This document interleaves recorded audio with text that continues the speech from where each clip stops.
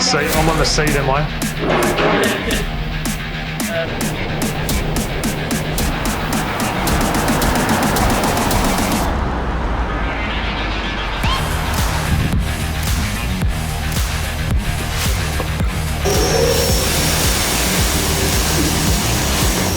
My name's Andrew Cohen. I am, I suppose, the Source Coffee Co. Director, barista, roaster, everything. So I started the Source Coffee in 2019. So yeah, this is us. Started off roasting, roasting my first batches of coffee in my kitchen, and sort of self-taught. So yeah, it was just a lot of trial and error, lots of wasted coffee, but it's all sort of me. It's very different from when I conceived it. Just the concept of what we roast is very different from when I started. It's come along a long way in that respect. What I started roasting was really good coffee, was really nice, and now I'm sort of going down the route of more niche coffee in terms of flavor profile, processes. Coffee is such a broad subject. It's such a huge industry. But, what I've found is that, places do similar styles of coffee. So yeah, I concentrate on the weird and wonderful stuff. Would you be able to explain what an anaerobic natural is? Yeah, so anaerobic is just, it's oxygen restriction. You think of aerobic and anaerobic.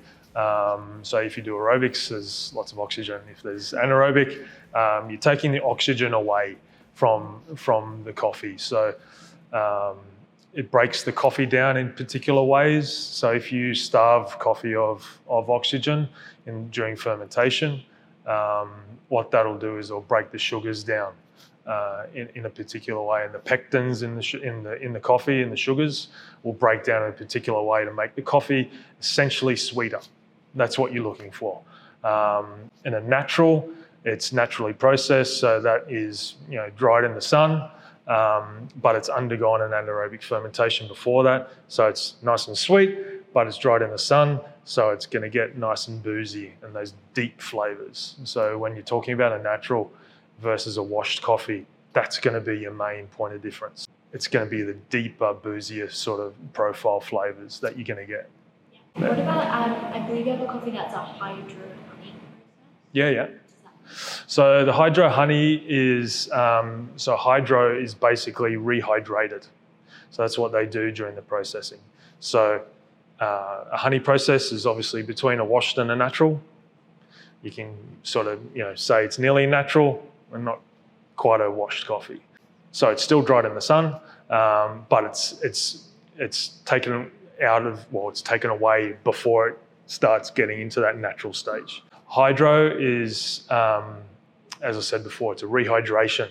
So what they do is they submerge the coffee after they drying it in the sun. They resubmerge it in water. Okay, and that's what I said before, is that it breaks the sugars down in the coffee a particular way.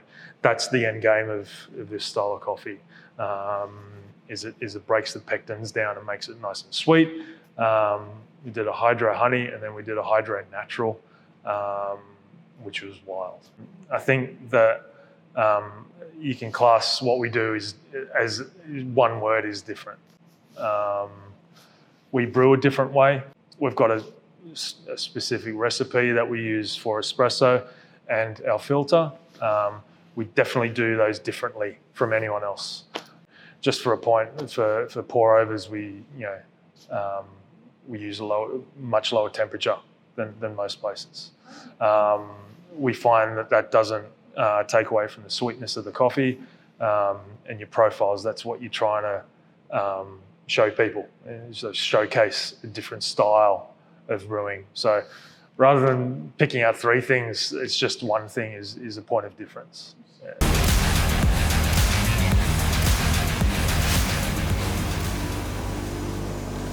I got it last year, and I was changing roasteries about this time last year as well. So had it sitting in a crate, and then moved it here, and then so I've been using it pretty solid for about a year now. Do you think that it has changed the way that your coffee is roasted? Yeah, for sure. I mean, every roaster is different.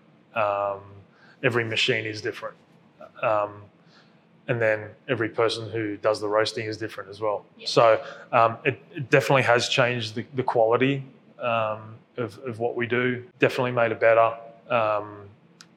And yeah, I mean, it's such an innovative way of roasting coffee, but I really like it, and I probably wouldn't go to anything else at this stage anyway. So it's electric roaster.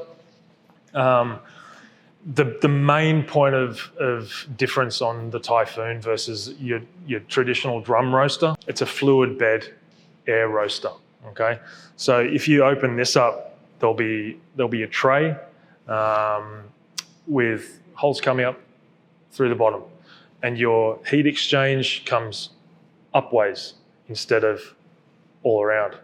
And if you watch the beans roasting, the air pushes the beans up and down. So it's like the coffee's dancing like that, right? And that gives it the even roast. Whereas drum roasters, they tend not to do that. Drum roasters are quite hard to use, especially if they're gas powered. This is like super easy. You can affect or change the flow of air as well. So if you're at 100, you can whack it down to 70, and that'll change the way you roast. But essentially, the Typhoon is a fluid air bed roaster, and that's its main selling point. So is your environmental impact also an important thing to you? Yeah, definitely. I mean, I'm here a few days a week. I'm a very small roaster compared to other companies. The fact that it is electric, it is more environmentally friendly as well. Apart from the coffees we brew, and people brew at home, and the waste that they produce out of like coffee grounds, everything here is taken away, and even the chaff is used in a mushroom farm and stuff like that. So we try and minimise that definitely. And electric roasting is like a way forward for that. What I look for in a supplier is their relationship going back to the farms, and you can tell by the ones that take pride in that, because they'll want to tell you everything about the farm, and they'll want to get you on like Zoom calls with the farmer and things like that. So that's important. So the relationship with either the farmer or from the supplier to the farm is quite important for me. I roast coffee from really well-known farmers. I roast coffee from not so well-known farmers. You try and find guys that aren't so well-known, but the quality needs to be as good. That's test roasting. That's tasting all these different types of coffee.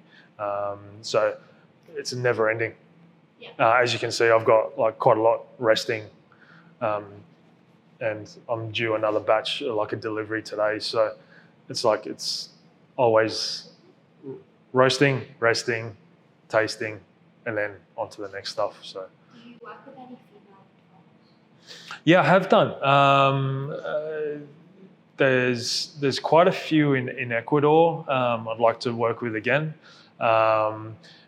Loads of Colombian farmers are women producers. El Paraíso, one of the better known farms in Colombia, the Bermudez family, Diego's farm. And also Los Nogales, they're a family owned farm as well. Loads of different types of farms like that have everyone working in the business. So I'm getting a coffee today from Angie Hernandez. It's a Los Nogales coffee. So loads, yeah. And what coffees are you most excited about that you're roasting? All the Los Nogales stuff. They're going to be really cool. Got 4 coffees from them at the moment. Getting another one today, 5th one. but they're like amazing. They've definitely got a certain style that they do there.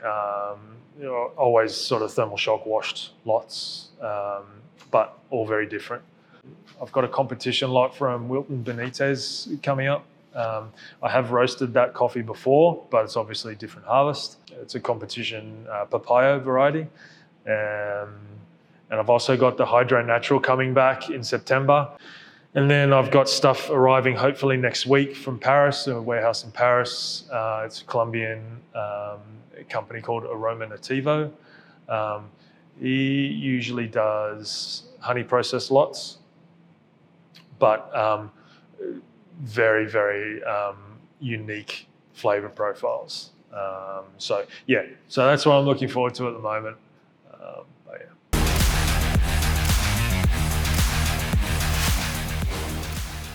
Where's your packaging? How did you come up with this?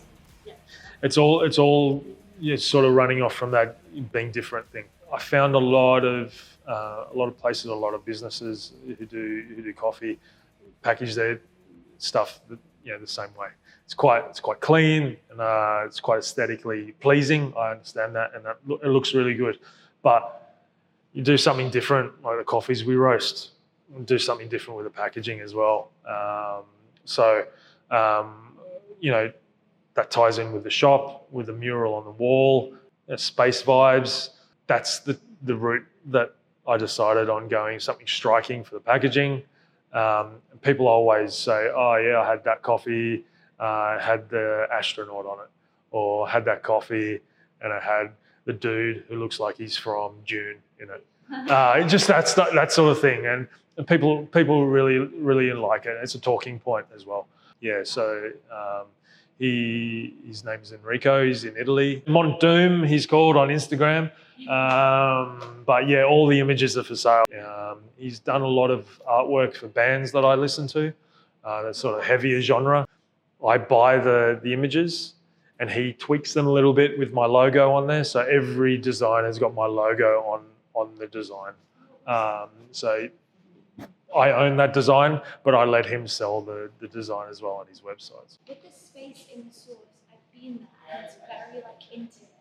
Is there a specific reason? Yeah, a little bit. Like the way I wanted to do it. It looks a lot different from when we started. There used to be a counter, but I woke up one day, I had an epiphany. Because it's such a small area, putting everything on the wall, A, makes more space for us, and B, I wanted the barista to actually speak to people about what we do. So, we haven't got any menus or anything there, and people say, what have we got on pour over today? And that'll spark a conversation, and you can talk about the coffees and stuff like that. So people come in and go, oh, it's like someone's kitchen at home, and it is. That's what I wanted to create, like a no barrier between the customer and us.